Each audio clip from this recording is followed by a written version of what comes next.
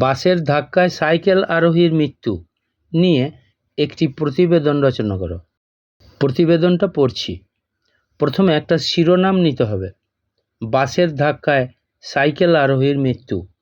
নিজস্ব সংবাদদাতা, দুর্গাপুর, 29শে জুলাই 2026।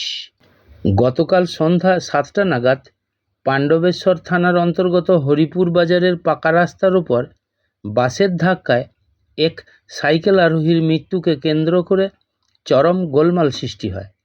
ঘটনাটির পর রাস্তায় ব্যাপক যানজট তৈরি হয় ও বেশ কিছুক্ষণ গাড়ি চলাচল বন্ধ থাকে। মৃতের নাম সুমন মণ্ডল, বয়স 35 বছর, বাড়ি ছোড়া গ্রামে, পেশায় তিনি দিনমজুর।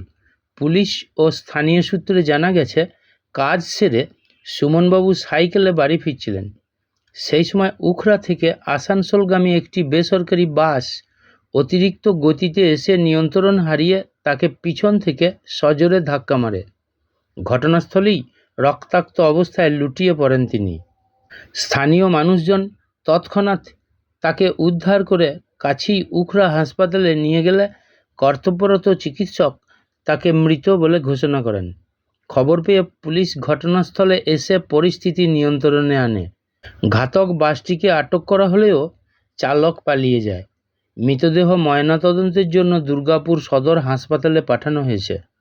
পরিবারের একমাত্র উপার্জনকারীকে হারিয়ে পথে বসেছেন স্ত্রী ও 2 নাবালক সন্তান।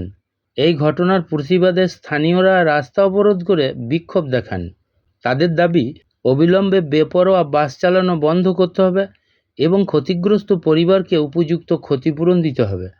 প্রশাসন স্থানীয়দের দাবি মেনে নিলে বিক্ষোভ উঠে যায়।